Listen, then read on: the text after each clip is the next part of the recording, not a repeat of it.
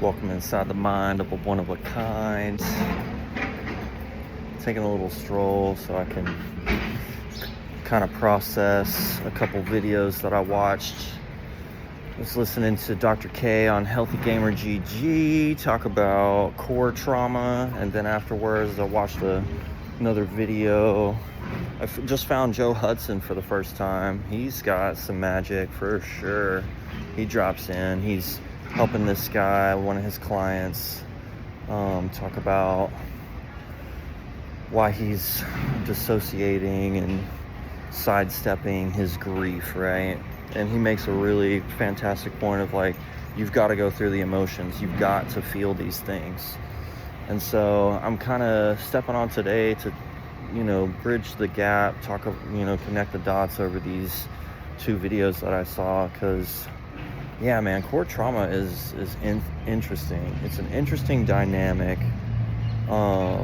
You have regular trauma experiences, and then you've got like the kind that happen at birth and things like that. I've got a little mix of both, and I feel like I can speak on these subjects, because one thing that Dr. K says that I don't agree with from a professional standpoint as a healer is that you can't go back into the past and resolve these things. And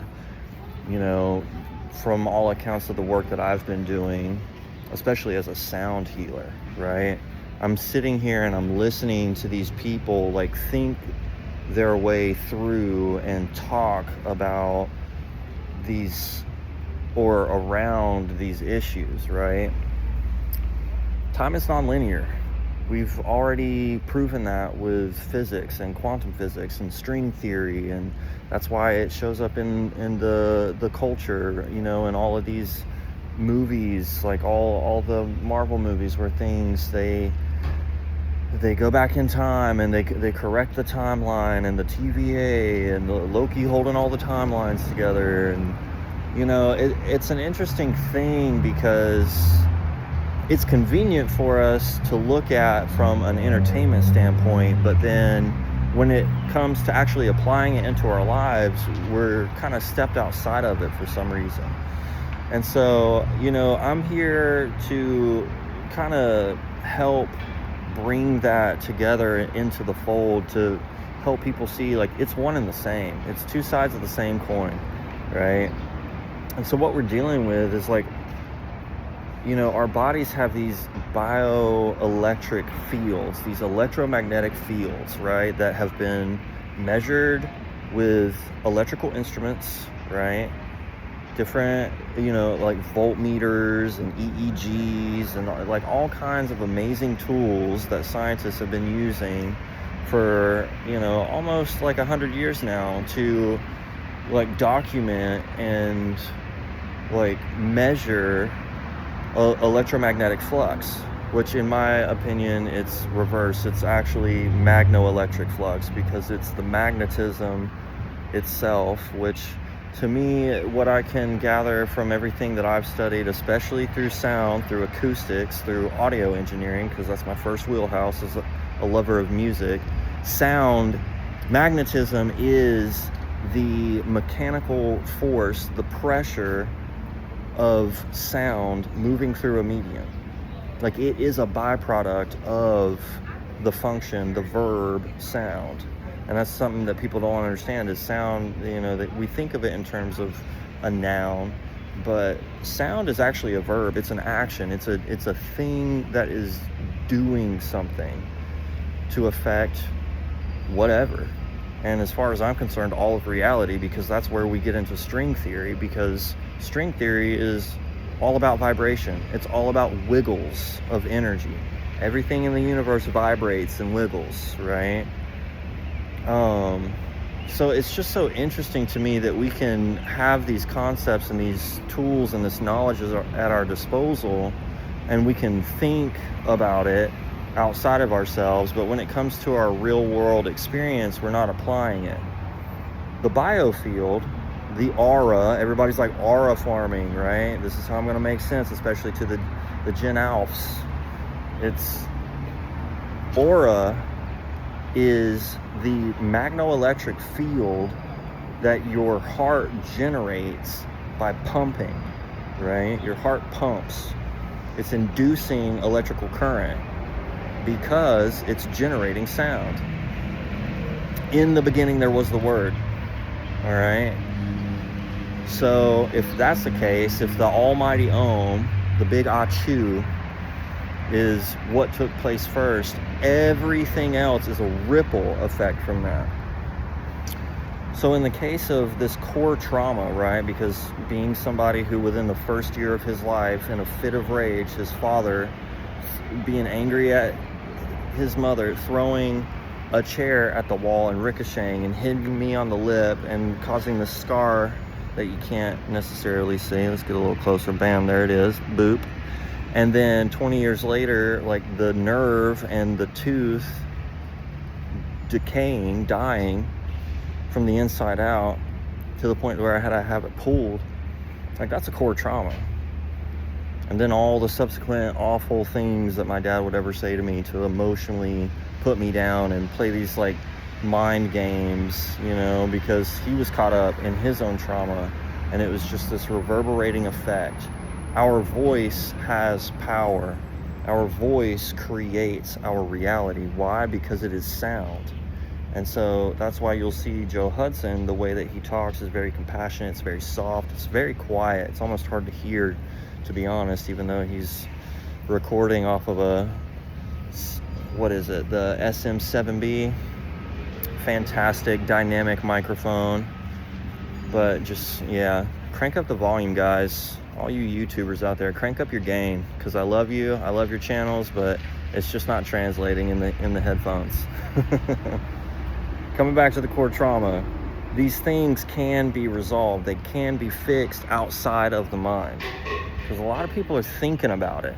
You know, that's where psychiatry kind of spins its wheels and becomes this hamster wheel and this like revolving door effect of like, I'm not really getting anywhere. I'm going to a therapist, I'm going to a psychiatrist. Yeah, it makes sense, I can intellectualize it, but where are we actually moving the needle in terms of our experience, in terms of our energy? Because a lot of people want to get on with their lives. They want to figure out, how can I sustain the energy that I need for the output of my life? And the way that you do that is you address what's in the field, because our body holds memory. Our aura holds memory, right? So looking at the work of Eileen McCusick, the fairy godmother of sound healing, as far as I'm concerned, she's got this chart, right? And she, through thousands of clients, she's mapped inside the human aura, the human biofield, like where trauma, where emotional experiences rest in the body. Because what trauma is a puncture wound. Trauma is a hole in your aura where energy is being sucked out. And so you're drained of your natural capacity to live a healthy human life, right? And with that being the case, you know, you've got to go in and you've got to patch the holes, right? But we're not gonna come in and like fucking flex seal everything, right? Because that's a temporary fix. That's like a incredibly, you know, super adhesive band-aid. It, you know, you may think it works, but it really doesn't. So what do we do?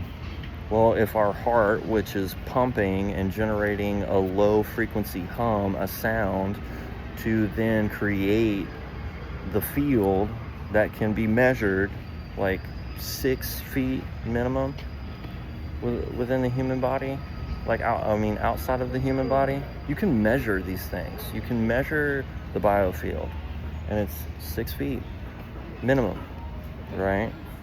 And you can extend it out into everything, because everything has this.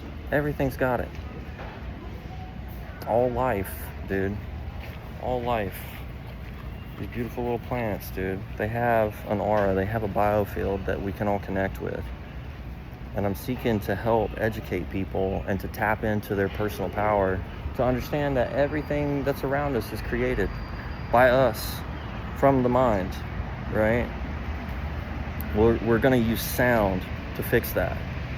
We're going to create natural harmonic resonances that the body is naturally attuned to, and it will help to fill in those holes, it's like stitching back together, right? You know, we're going to suture the holes, because that's what people need, dude. They need to come back into harmony, not only with themselves, but with the world, because we're children of the earth. We have a divine birthright to be here and to be experiencing all the greatness that life has to offer. But we can't do that if we're caught up in our minds, like intellectualizing everything outside of ourselves. We need to fully feel into that. And that's the through line for all of these professionals, psychiatrists, therapists, whatever. You know, like Joe Hudson, Dr. K, they talk about like, yeah, we need to feel our feelings. Dr. K's much more intellectual, where he's like, okay, you can't do the normal things that normal, everyday, healthy human beings are doing in order to solve these problems. And like, there's some merit to that, because, you know, you're caught in a survival mode with the trauma. You've got to find, you know, alternative means, which in my personal experience of having survived core trauma, of having corrected all of these wounds within myself, you know, it's the best option. Like, there are no conventional means. There's no modern day medicine that's going to solve this. We have to go back to the past, to what the ancients already knew, to what the shamans of all these previous civilizations knew. And it was all about coming back into alignment with ourselves. And I know that a lot of people turn to plant medicine for that, right? Because they're like, well, you know, it's kind of like same with modern day medicine. It's like, where do we get all these pills from? Synthesized, like chemical compounds extracted from plants. And as great as the plants are, man, you know, I've taken plenty of plant medicine, but you get to a point on this journey where it no longer serves its purpose. It might help a little bit in the moment, and, you know, there's definitely some power and some wisdom, you know, regarding particularly mushrooms and neuroplasticity. But all of those things, it's all just frequencies. So if we can tap the frequency of neuroplasticity, who needs a mushroom? Who needs a medicine outside of themselves? Sound pervades everything. Sound is a part of everything. They say architecture is frozen sound, frozen frequencies, which I wholeheartedly agree, because it's all wiggles, man. Back to the string theory, it's all wiggles. And so you got to keep these things in mind.